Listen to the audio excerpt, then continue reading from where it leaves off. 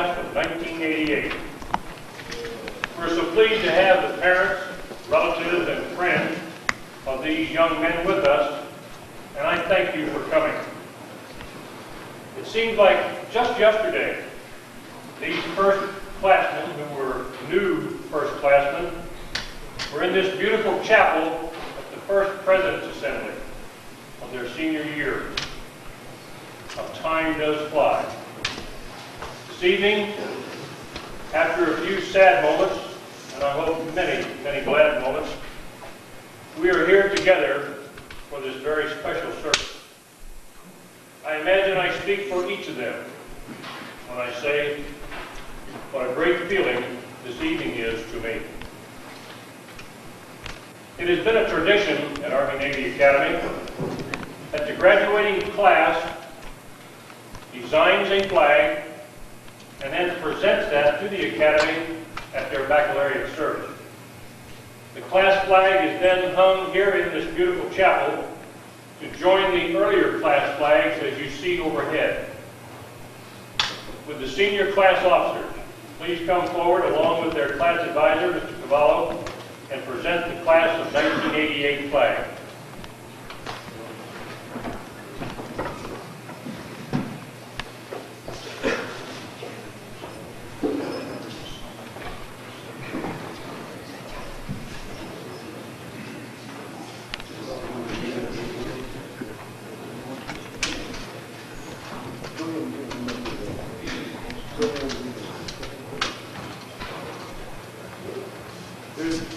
I guess there's no introduction that I could make. They're just gonna undo the flag so that way you guys can see it, and I'll explain exactly what is on the flag and what it symbolizes.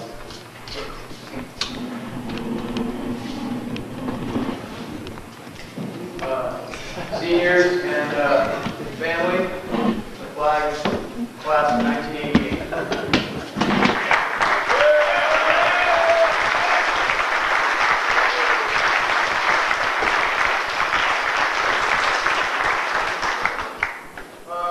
Start on the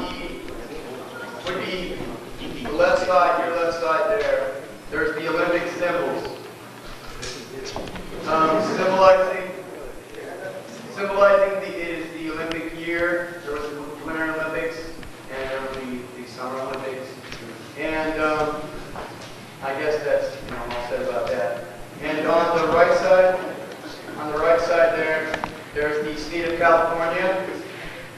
The cross country says on it 3rd Division, state, 10th place, cross country this year.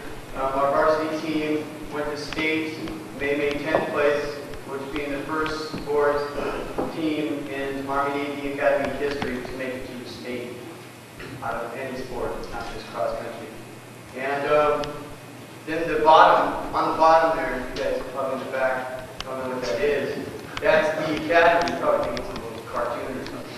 But that's the academy front drawing. And what that is this year, artist Scott Kennedy drew the front of our academy, a lithograph, and there's a couple that were made, 15, 20, I don't know.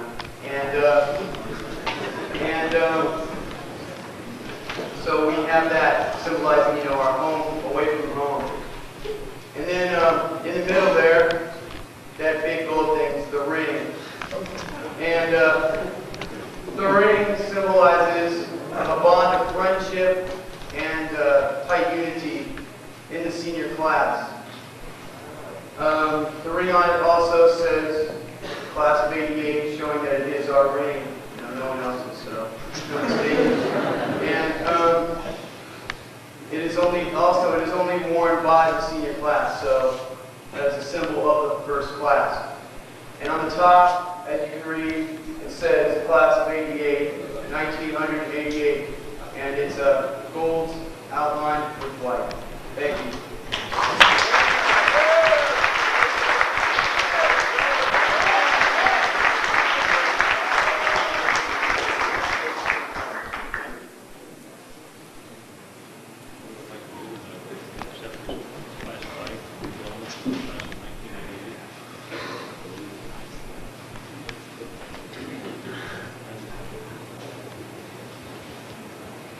On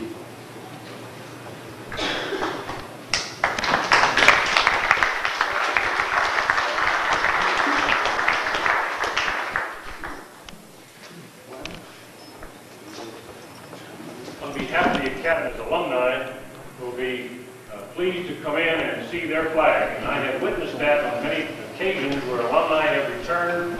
One place they want to come is to the chapel to see their class flag. So I thank you from the Academy, and we look forward to having you hang in this beautiful chapel. Thank you. I would now like to ask Father Richard Coughlin to come forward and give our invocation. Father Coughlin. Let us pray. Directly beseech Thee, O Lord, all our actions by Thy holy inspiration, and carry them on by Thy gracious assistance, that every prayer and work of ours may always begin with Thee, and by Thee be brought to perfection. Through Christ our Lord.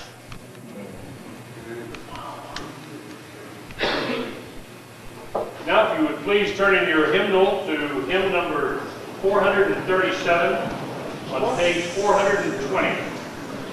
And let's sing together the first and second verses of Faith of Our Father. Hymn number 437 on page 420.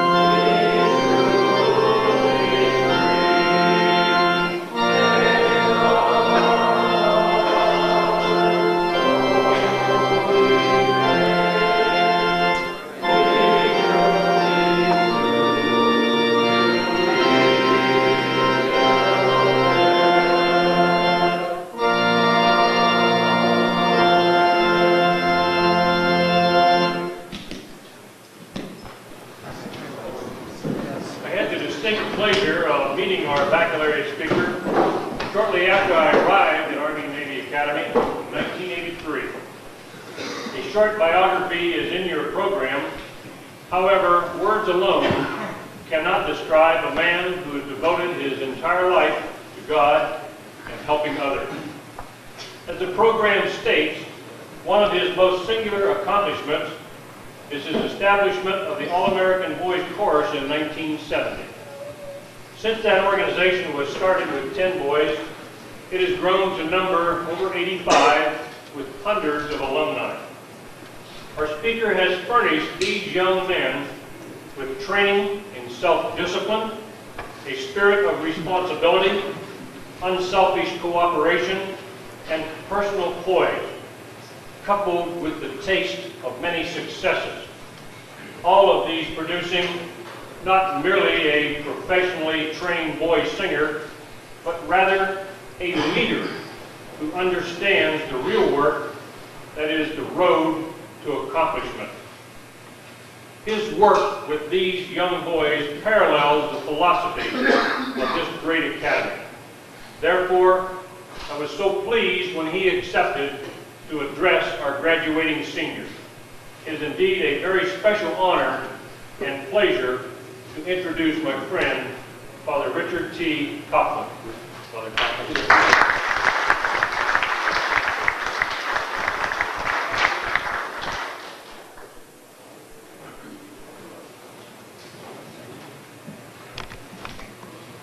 I've been thinking about you for more than a month, knowing that I'd be with you on this beautiful Friday in June, knowing that I'd be much impressed with you, and even slightly intimidated by you, seated there, straight and tall and proud, as well you should be. What can I offer you? How can I put it? What will cause you to listen? What will make you remember? On a beautiful Friday in June, in 1938, 50 years ago, I experienced my first graduation. It was from the 8th grade. I was 14. In 1938, the word television had never been uttered, at least not by anyone outside an experimental laboratory. I surely had never heard it. The list is lengthy, but I'll mention just a few of them. Nevers. There had never been a jet airplane, only propeller-driven ones. And I don't think there was a single plane capable of flying non-stop across our country. And there were no freeways and no interstate highways. The computer had not entered into man's mind, and since the transistor had not been conceived, there were no transistor radios, and there were no calculators of any kind. There were no copying machines and no tape recorders, large or small, certainly no Walkman. There were no ballpoint pens, but rather inkwells in every student's desk and leaky fountain pens in businessmen's jackets.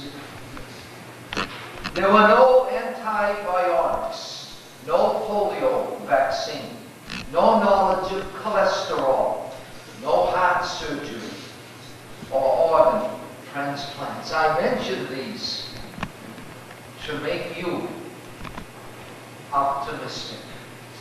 I made it to this very day, having been without them for the greater part of my life. But you have them, and they will be of enormous help to you, and you will have much more. But the boy I was in 1938, and the young man I was, graduating from high school in 1942 in the midst of World War II, was remarkably similar to you. What has this boy been taught? What has this boy experienced? What do I have that is worth your consideration at this impressive moment in your lives? I would offer you eagerly, offer you with much of my own being impressed with the contemplation of yourself. You didn't design yourself. You didn't make yourself. You didn't have a voice in the decision as to whether or not you should exist. but command of yourself has been thrust upon you. You are in the driver's seat. It is up to you. It's imperative that you have an impelling respect for yourself, even an awesome reverence for yourself. You must be aware that you were made, and that when this was done, the mold was broken. There has never been another like you. There never will be another. My faith tells me that your Creator envisioned you and picked you out in preference to others who could have been made in your stead. You were chosen. Years of nurturing and forming have been invested in you and have brought you to this singular moment. In the face of bewildering change and devastating threats from drugs and disease and possible destruction, it is absolutely essential that you respect yourself, that you reverence yourself. Do not allow yourself to say, do not allow yourself to do, do not allow yourself even to think anything that is beneath this awesome reverence you must have for yourself. What is necessary and what is surely available is self-discipline. You are in command. You must take the responsibility. You must call the place. I hasten to add that it is essential as you do so that you remain happy. I am blessed in having my voice choir. It has traveled the world. 10-year-olds and 12-year-olds have impressed rulers and teachers and people of all positions with one motto: happy, motivated, self-discipline. You must be happy. And you must care. You must be motivated. One of the most devastating passions that has been allowed place among our young people is that of being cool, of being above, of remaining aloof. The Lord has said to us, it is my will that you be either hot or cold. But if you are lukewarm, I will vomit you out of my mouth. He didn't make you to stand apart in disdain of what is going on. A British poet put it in a way which I am incapable. His home city was Birmingham in England. But he could have been speaking of Carlsbad. What he writes, he calls indifference. And what he writes is the following: When Jesus came to Golgotha, they hanged him on a tree. They drove great nails through hands and feet and made a Calvary. They crowned him with a crown of thorns. Red were his wounds, and deep. For those were cruel and cruel days, and human flesh was cheap. When Jesus came to Birmingham, they simply passed him by. They never heard a hair of him. They only let him die. For men had grown more tender, and they would not give him pain.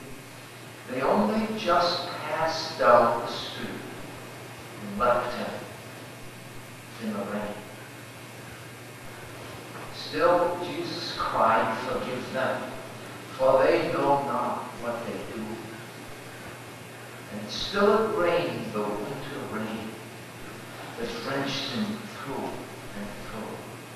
The crowds went home and left the streets without a soul to see. And Jesus crouched against the wall and cried for Calvary. You have got to care. And you must go beyond yourself. You must give of yourself. You must constantly try, constantly and forever try to be at least in part unselfish. The Lord said, "Take up your cross daily and follow me." Another British author taught me much when he wrote, "The cross is a capital I crossed out." Be generous enough to be unselfish. The rest of us throughout the world will treasure what you give us.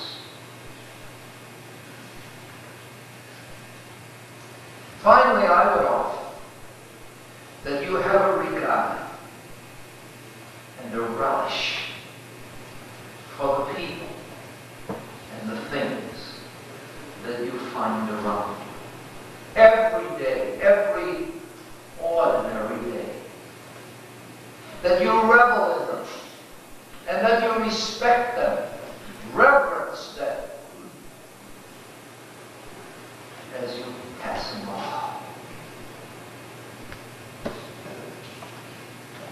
Another writer is taught me how to say it.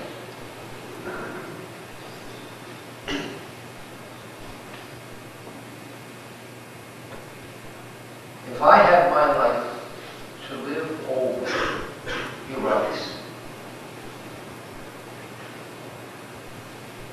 I try to make more mistakes next time. I relax. I limber out. I'd be sillier than I have been this time around. I know of very few things I take as seriously. I take more trips. I climb more mountains, swim more rivers, watch more sunsets, run more beaches, bathe in more moonlight, wink back at more stars. I do more walking and looking and sitting. I roll in the sand and eat more snow. I go bareheaded in the rain and yell at the wind.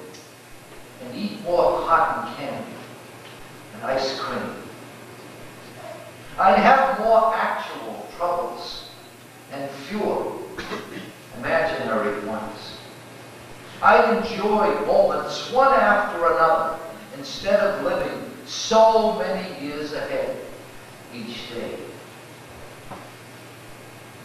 If I had it to do over again, I'd go places, do things, and travel lighter than I have. If I had my life to live over, I'd start going barefoot early in the spring and stay that way later in the fall. I'd ride on more merry-go-rounds and pick more daisies. But most of all, I'd have more time for people and more time for God.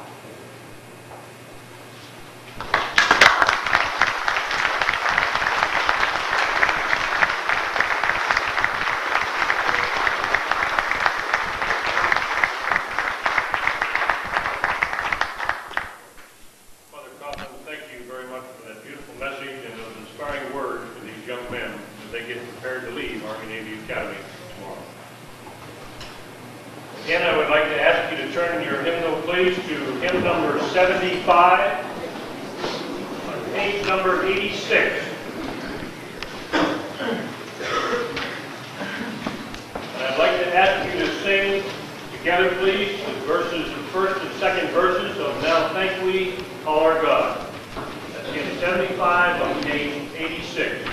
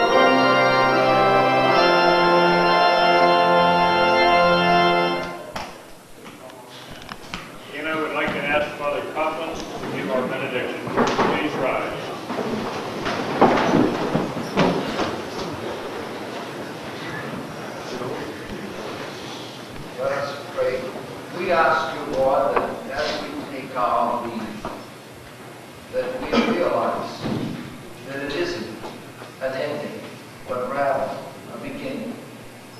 We ask that we be mindful of one another, of what we have received, and of what we owe to one another.